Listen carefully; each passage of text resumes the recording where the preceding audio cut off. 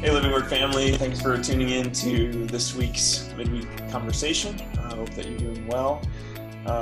We just concluded a series titled Who's Next? And over the last 4 weeks, we've been thinking about the next generation and what it looks like to invest in them and resource and care for them. I get to be here with Amy, our family pastor, today to kind of continue the conversation specifically and what this looks like played out on a practical level kind of through our ministries and what we feel called to here in Oak Harbor and caring for our city. So, Amy, I'm grateful for you and for the team and for all that you guys are doing. Can you share just a little bit with us about some of the things you're dreaming about this fall as families are preparing and getting ready to figure out what does school look like and those things? I know. It's so crazy when you're walking through an unprecedented season because you don't have oh, this is what works when this happens, Right. And that's happening at several layers. It's like within your own individual family trying to figure it out, but then your educational system is so different. And then your government and what you're doing for work is also it's like kind of every layer, multiple layers of life, that you're walking in, all kind of has this same unpredictable feel to it. Yeah. And so, it has been so challenging, but really what, one of the biggest things is, it was one day kids were at school and the next day they didn't go back, and then one day we were at church and then the next day we couldn't meet together. And it just felt like all of a sudden kind of this disappearance, Yeah, totally.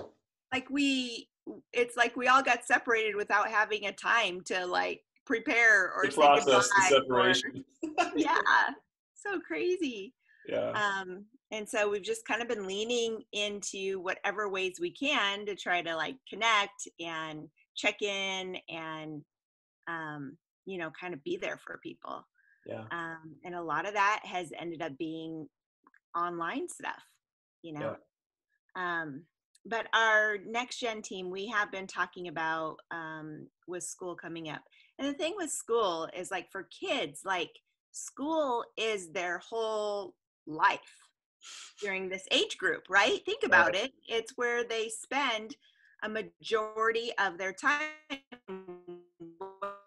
They're schooling or in public school, whatever kind of schooling they're involved in, it is what they're doing right now. And it's very formational and it's impactful, right? And it's what they know. And so all of this, with everything switching and changing and the adults in their life trying to figure out, how to do it, how to come alongside, how to navigate the change with them. Yeah. It feels really disorienting to kids. Yes. It's almost as if our natural, we don't even realize how much momentum our natural rhythms give us, how much our natural rhythms actually emotionally help us transition from season to season. We have end of school and, we're getting ready for summer. And so here's the things we always do at the end of school when we go into summer, Right. And here's the things we always do to get ready for school. And it's in those kind of those rituals that we do that actually part of the benefit of those things is it helps us emotionally transition into new phases and new stages of things. And so as adults, we can kind of think through it, we can kind of acknowledge it and think through it. But kids, they're not, it's all, they don't know how to, totally. No, it's all just feelings to them, right? Yeah. And so there's it just feels weird or bad or disorienting, and they don't always have words for it. And so it, kind of creates this kind of insecure, not sure what's going to happen next kind of feeling in our kids. So one of the biggest things we have been noticing when we've been talking to parents and kids and teachers, and one of the biggest things that keeps coming up kind of to the top is the highest felt need is this whole connection piece. The fight of isolation and disconnection has really taken a toll on a lot of people, not just adults, but especially in youth. It has taken a toll on them in their sense of well-being and levels of depression, those kind of things, because they especially are in this stage developmentally where they are their relationships, they're learning and growing and forming so much in their relationships, right? And so then to have this whole space of time where all of that is disconnected, it really leaves them in this space of limbo. Yeah. And it's easy for them to lose kind of this sense of purpose and whatnot. So Totally. So in light of that, I mean, as we think about families and parents with young kids, middle school kids, high school kids, heading back into this weird form of whatever school looks like, depending on where you live, and what are ways that we're thinking about kind of envisioning coming alongside families? The thing I always think of when, because I have all those hats too. I have my mom hat where I'm thinking about, because I have 2 boys still at home and they're going to be distance learning, and I'm trying to figure that out. But when I put on my family pastor hat, one of my thoughts is always like, what does the church uniquely offer to the next generation, to families? What do we uniquely offer? And we uniquely offer Jesus, right? And spiritual growth and faith development. Yeah. That's what we uniquely offer. And so along with that, and I'm currently kind of studying a lot of that stuff, and like the number one influential factor on faith formation is kids' relationship with the adults in their life. So normally it's with a parent, but we know that some kids aren't in situations where they have like a consistent parent, but it's their connection with their parent in their life. So this, if they feel nurtured, if they feel safe in that connection, that's huge. But then next to that is their connection with other people. So, but all of it's about relationship. All of it's about connection. So as a Next Gen team, we got together and I'm like, guys, what can we do? Like, cause as a church, like we're not an educational system, right? So I'm like, I don't know that we can like offer a whole new educational plan, right? Like, okay, we're not going to do that. But what we can offer is connection, right? And connection to Jesus, connection to each other.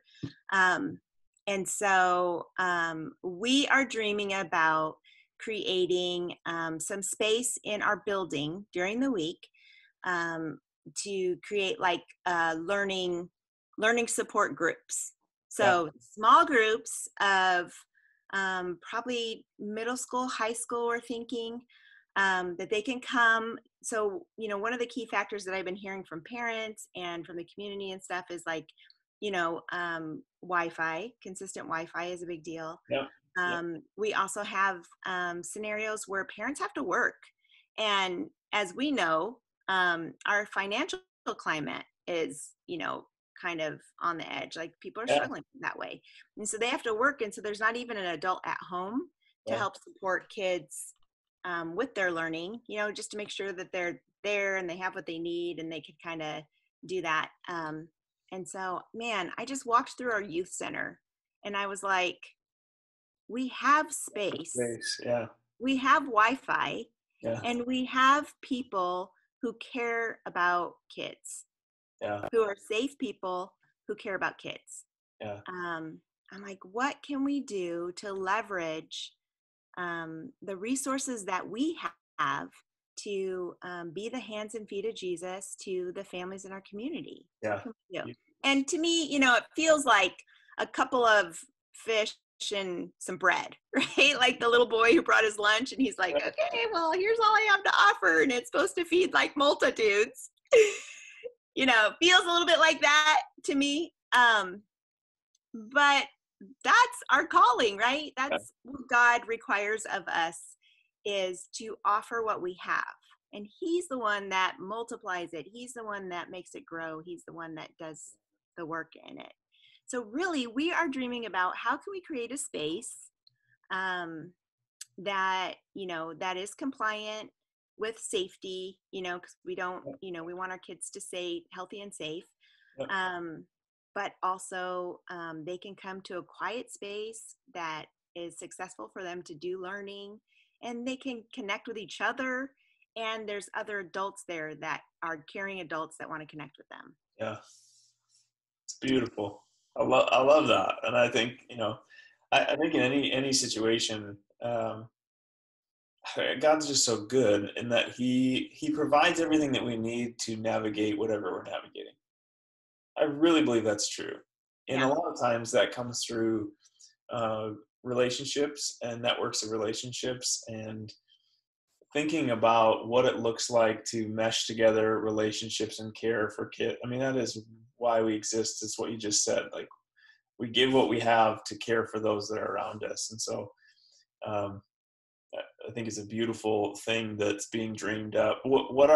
As you look at this thing going forward, as school is getting started, what are the needs? Like, as you see them right now, I mean, it's going to develop and adjust as we're moving forward. I feel like it's that whole example of like building a plane while it's in the air kind of thing. We're like, I don't know, start flying. We'll build it as it goes. Hang on it.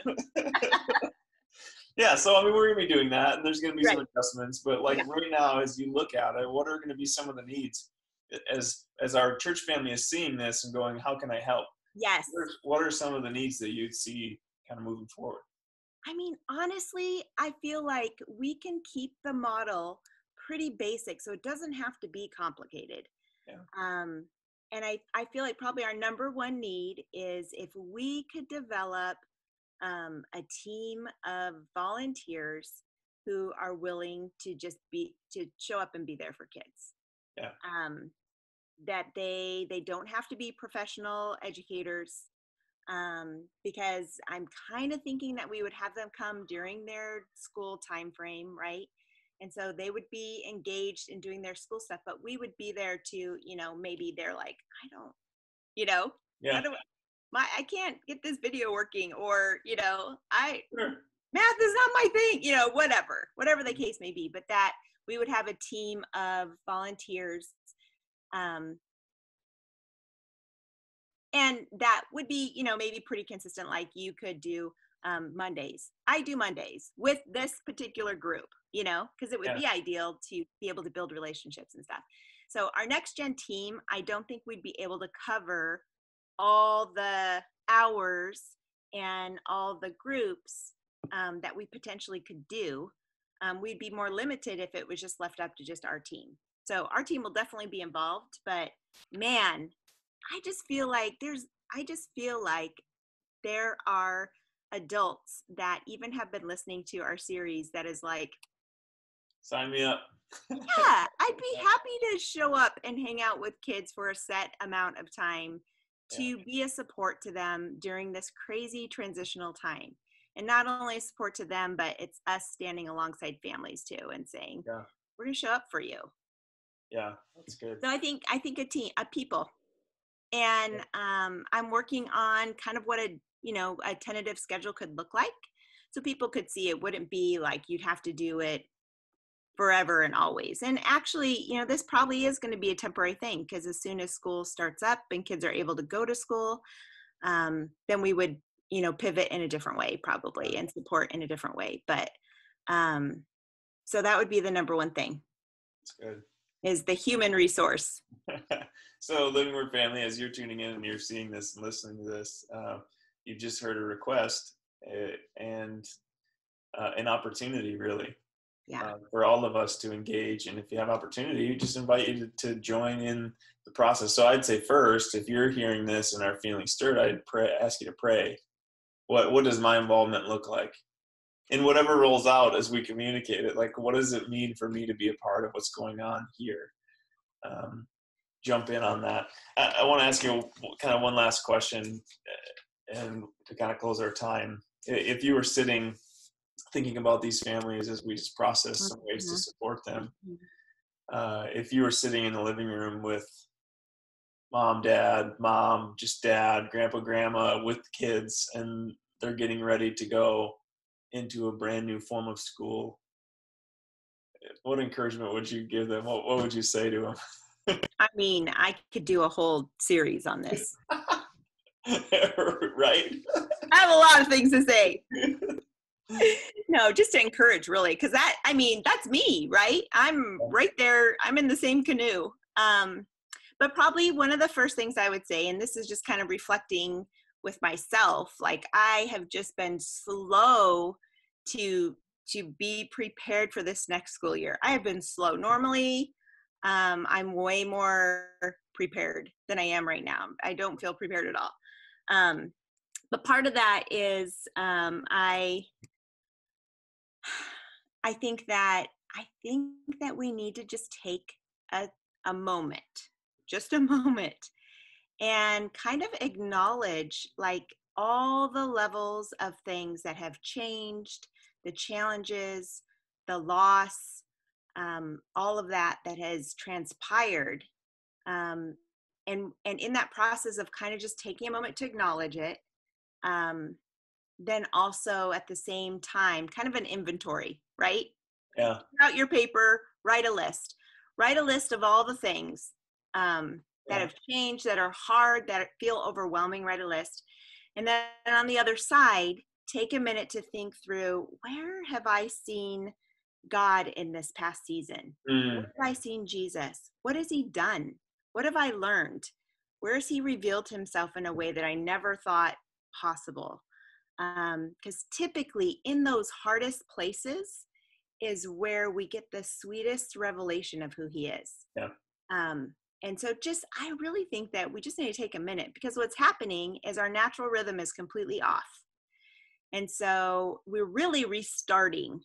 And if you are out there and you feel like, I feel like I need another whole gear just to restart, I think that's probably what's happening, is like we've just been through a lot and we need to take a minute to kind of just think through that, right? Yeah. Acknowledge it, but also acknowledge the good. And then from that spot, say, okay, this is where we're at, but it's time to take the next step. We need a little bit of momentum. No wonder momentum feels like so much work, but we're ready. We're ready to take the next step and kind of create create a schedule, create whatever. But here's what I would really encourage families to do. Like, as you're starting to think about school, you're thinking about schedules, right? You're thinking about, okay, well, I have to work and you have to do this. And how am I going to do this? And you're going to do that, all of that, in all of that planning and scheduling and all of that. Make sure you prioritize time together, because all the stuff I'm studying, you guys, it blows me away, because it's probably, number one, it's a thing we want to do and feel good about doing. But it's so hard to do. Is the number one thing is connecting with your kids daily. So in all of this planning for the next season, school and everything else, like, how can you create in this new rhythm, this new natural rhythm? You have an opportunity now, because school isn't going to be exactly the way it's always been. How can you take some of that and create a new way of connecting with each other? That's beautiful. I love that. Get that in there. Yeah. Right at the beginning. Because if you do, it'll just become a part of your new natural rhythm, right, which will fulfill all the things in your heart anyway that you've been wanting to do and that you want to see in your kids and all of that kind of stuff. So I would do that. And my very last thing, and this is the thing I could talk about forever, but I won't. I'll just say one thing. It's about like the whole technology piece. If any of the parents out there like me were like, I'm already fighting the battle of technology. Now my kid has to be on technology for hours for school, right? So here's my encouragement to that. I feel that pain. I feel that concern 100%. But here's my encouragement is we're talking about digital natives here. Our kids are actually digital natives. And so the effect that the amount of time on technology has on them is a little different than it does on us. But hope is not lost, because if we would make a commitment to, number one, create connection time with our kids on a daily basis, but number two, be brave and engage with them in what they are consuming as far as technology goes. Sure. Like, check out what game they're playing, see what they're watching on YouTube, because actually their technology actually has a lot to offer as far as helping our kids to be creative and strategic and problem solvers. They can learn so much. Right. There's a lot of really good things that technology has to offer, and it's not going away. Right. So as a parent, how about if in this new season, instead of being disgruntled or afraid of technology, we decide to be engaged and we become the guide. And we're like, oh, we will guide you through the world of technology. Yeah. Welcome to my world of technology. I will be your guide, Yeah. Because the truth is, like, all the studies have shown that where the kids learn things kind of first or at the beginning is who they attribute as the expert. Yep. So not that you have to know all about technology, but if you're in it with them as they're learning it, you're the expert. Sure. So they will, you have a lot of influence. That's good. And so I think those two go together, relationship and engaged guidance. I think those two really go together, and you will retain your influence in your kid's life. So good. It's huge. Yeah, that's so huge. I read a number of years ago, it's probably over 5 years ago, a book that described the technology age, kind of the media age for students as the new lunchroom, like things like social media, that their formation relationally with people, that's happening as it would for many of us around a lunch table at lunchtime. Yeah. In the school. It happens now online. Now, think about it even more so right now with what we're experiencing. It is the only form of connection. And so we either tell our kids, I'm just agreeing with what you're saying, we either tell our kids, like, this isn't good, or we model for them, like, this is bad, this isn't good, or we show them, we guide them what it looks like to have healthy relationships within technology. So that's gold right there. Yeah. And I hope that we can, as a church family, just stay together. Living Word, as you're listening to this, we're just with you, like in the struggle of it, in the frustration of it, in the questions that come around it. We're with you, we're for you, and we want to be whatever resource we can be to live this out with our eyes set on Jesus, knowing that He is not done forming and shaping us. So, Amy, thank you. I set this up at dinner time, so thanks for taking a few minutes to just share kind of your heart and what's going on with our Next Gen team. Living Word, we're at the drive-in this weekend. That's going to be a lot of fun. Living Hope is coming to join us in Grace Community. We're going to celebrate baptisms. It's going to be awesome. 9 and 11. Hope to see you there. We'll also stream it online if you don't feel comfortable coming out yet. It will be available for you to watch at home. So God bless you this week. Thanks for tuning in. Have a good one.